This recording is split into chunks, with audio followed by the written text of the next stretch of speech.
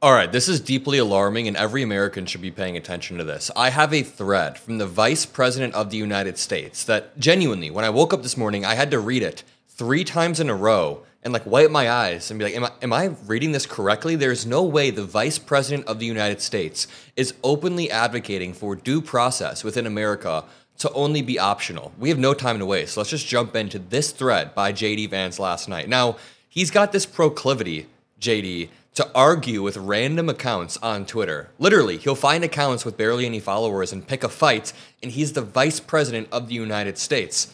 And on one hand, if you watch my channel, you know that I appreciate a good debate. I do, I like debating. So if the Vice President wants to go online and explain his rationale, that in itself is not bad. But what JD Vance does is he lies relentlessly, number one. He's also pretty condescending in these posts, like very condescending in these posts. And throughout all of his condescension, he's completely wrong. Now, AOC has done it in a way where she breaks down the stock trading of other members. That's an effective way to debate online. But you know, let's break this down because I want to see if you guys have the same read as me. This is a scary post from JD Vance. Let's start here. He said last night at about 8:30 p.m. Central Time, "Consider that Joe Biden allowed approximately 20 million illegal aliens into our country." First of all, that first sentence is a lie. 20 million was not validated anywhere.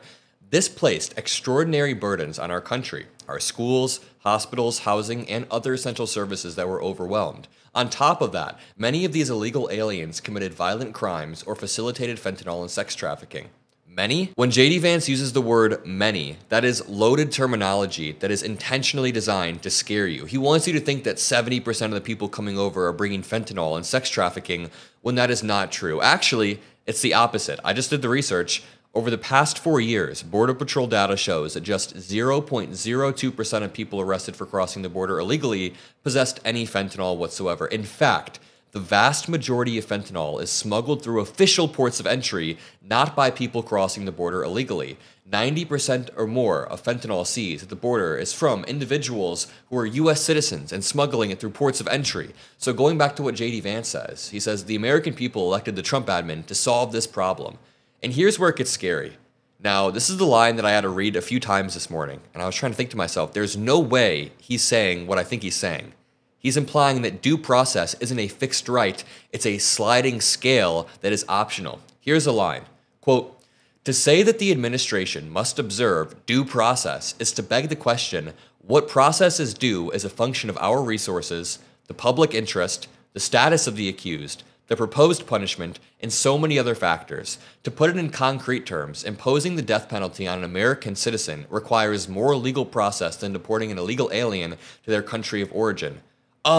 Yeah, of course. What kind of debate bro nonsense is this? In order to impose the death penalty, you have to go through an entire trial and without a reasonable doubt be convicted, and then the death penalty has to be given. You don't need to be convicted of anything to be deported, but you still do need due process. JD Vance is playing a slippery game here and saying that just because an immigrant doesn't need a full trial in the same way that someone who's about to be executed does, that they don't deserve any due process. What JD Vance is doing here is reframing constitutional rights as negotiable, especially for non-citizens, when if you read the Constitution, it says, everybody gets due process. Every person on United States soil gets due process. It specifically uses the word person in the Constitution over the word citizen, because when it says person, that means anybody with a body deserves due process in the United States. And again, this is some weird sleight of hand. Yeah, just because a death penalty trial is much more thorough doesn't mean that an immigrant doesn't deserve any due process. But up here, he puts due process in quotes, and then he says that we're begging the question, what process is due as a function of resources, the public interest, the status of the accused, but none of these line up. The public interest is to uphold the Constitution, so that doesn't line up with his key, we can call it. The status of the accused, his status was literally a withholding of removal to that one country, so JD Vance loses there as well. The proposed punishment. Yeah, dude, the proposed punishment for this guy was death. I mean, I could make the argument to JD Vance that you essentially are giving Abrego Garcia the death penalty with no due process. You sent him to El Salvador, the one country he wasn't supposed to be sent to because he'll be tortured, and you basically gave him the death penalty. Sorry, to continue breaking this down. When the media and the far left obsess over an MS-13 gang member, says J.D. Vance, and demand that he be returned to the United States for a third deportation hearing, what they're saying is they want the vast majority of illegal aliens to stay here permanently. I'm gonna go bang my head against the wall. I've said this so many times. Number one, Garcia is not an MS-13 gang member. The only quote-unquote evidence they had was somebody saying he was a part of a New York gang when Garcia had never even been to New York. The second piece of evidence was a Chicago Bulls jersey that he had that apparently is heavily associated with certain Latino communities, according to these white-ass judges. But also, this case is bigger than Abrego Garcia. Of course, I think the Abrego Garcia case is incredibly important. I've been covering it relentlessly. But the point that we're making is bigger than just one specific individual. The point that we're making is when you remove due process from one individual, then anybody can lose the right to due process. When you create a certain class of people that don't deserve due process, you can throw anyone in that class and they don't have the chance to defend themselves, ever. So J.D. Vance is openly suggesting here that due process is conditional, but it gets worse. It gets worse. He then says, here's a useful test. Ask the people weeping over the lack of due process what precisely they propose for dealing with Biden's millions and millions of illegals. I don't know, maybe follow the processes that are already in place to make sure that people aren't deported to the one country they're not supposed to be deported to. There's this foundational principle in American law going all the way back to Blackstone that says essentially, quote, it is better that 10 guilty persons escape than one innocent person suffer. That is essentially what it's trying to illustrate. And the idea, which is backed into the soul of the Constitution, is that due process exists so that no innocent person is ever forced to suffer. And J.D. Vance is saying the opposite. He's saying that if we can't prove someone is innocent fast enough, tough luck, ship them off, and you never get to come back. Now here's where the debate starts.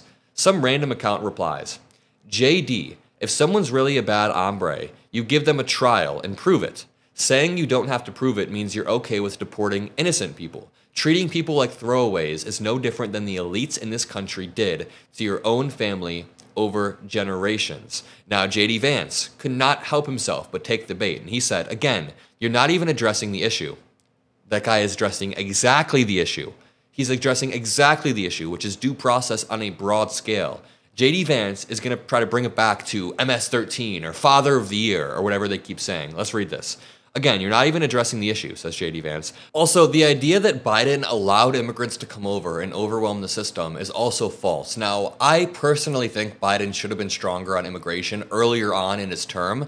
I think that he should have put his foot down and had a strong stance so that Republicans weren't able to fill the vacuum. And when I say strong stance, I mean strong and humane and empathetic, because without a strong and empathetic approach on our side, that allows the Republicans to take over the narrative and do whatever the hell, like, fascistic shit they're doing right now, right? So we want to have our own immigration policy, which Biden wasn't really strong on. But the point is, he did not let people overwhelm the system. The part of the system that was overwhelmed was the asylum process at the border. And that's something that the Trump admin has refused to reform and actually made worse since they took office. So J.D. Vance then says, is your proposed solution to give a jury trial to all 20 million illegal aliens?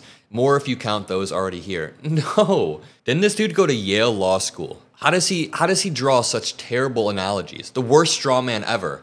Nobody is saying give a fully jury trial to 20 million people. What we are saying is that the government still has to follow the law throughout their deportation. So that means immigration courts, basic legal rights, basic due process, even if it's streamlined. If the Trump admin does want to deport people that they deem criminals at a faster pace than the Biden admin, that's not inherently bad. But if you're going to deport people who you deem criminals, you better damn well demonstrate that they're criminals through due process, through some sort of system. And if the system's overwhelmed, the answer isn't to start skipping the Constitution. Never once in the history of America has a problem been solved by just skipping the Constitution. If the process is overwhelmed, you fix the system through a bill in Congress. But guess what? The Trump admin is not going to pass a bill in Congress to streamline the system. They're going to deport people with no due process to continue. He says, and of course, our very robust jury trial system produces error. He then says, and of course, our very robust jury trial system produces errors. So I'm not, quote, okay with deporting innocent people any more than I'm, quote, okay with sentencing innocent people. What is this game that he's playing? J.D. Vance then says, what I am okay with is the reality that any human system will produce errors. Okay. there are processes in place to make sure that these errors are not happening as much as they're happening under the Trump administration. JD Vance, Trump, and the rest of the team, they are not following these processes. But JD Vance is playing a slippery game. He says he's not, quote, okay with deporting innocent people, but in the very next breath, he's accepting that deporting innocent people is just going to be a byproduct of enforcing the law.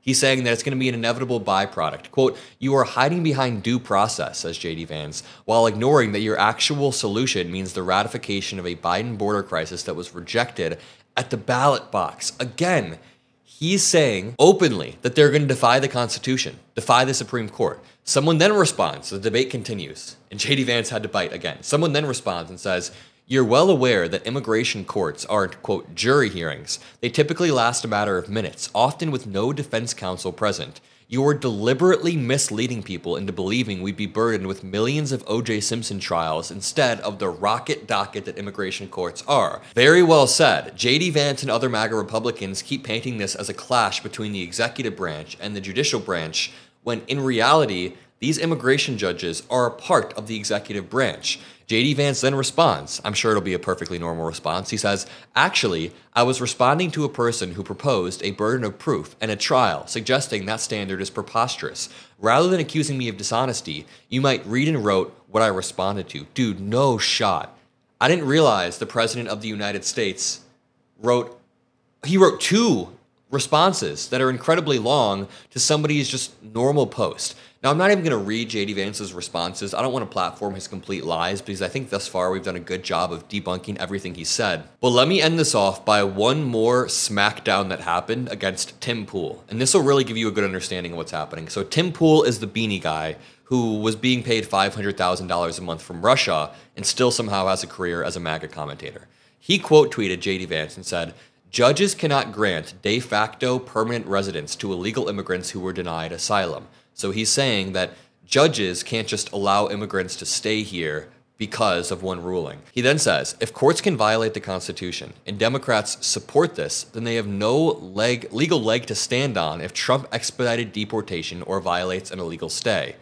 Pisco, friend of the show, says, bro, withholding of removal is a legal protection under U.S. law. Of course an immigration judge can grant withholding because the law says it can. You're clearly wrong. Tim Pool then says, oh wow, tell me where in the Constitution the courts have the authority to override both the legislative and executive branch by granting permanent, temporary withholding to people already denied asylum. And Pisco says, Congress passes laws providing for withholding of removal, not judges. You seem ignorant about the structure of the EOIR and the immigration judges who grant withholding. Believe it or not, Tim, they are executive officers. Immigration judges serve under the AG, aka executive branch. He then says, that's right, Tim. The judge who granted Abrego Garcia's withholding was a member of the executive branch serving under the first Trump admin. You should correct the record because this is a huge self-own. I love this. I'll link Pisco's channel in the description below. He's been doing some great legal breakdowns of what's been happening, but just to summarize what he's saying, Pisco is correcting Tim Pool and saying, dude, withholding of removal is not a court overreach. It's a legal protection written into U.S. law by Congress. And the one funny own, there are a lot of funny owns here, but the main own is when Tim Pool is saying, dude, the judicial branch can't just override the executive branch. That's not how it works. And Pisco goes, this judge is a part of the executive branch. You have no clue what you're talking about, Tim Pool. I'm going to leave it there. Make sure you drop a like. Subscribe if you enjoyed this video. I'll see you all in the next one. Peace out.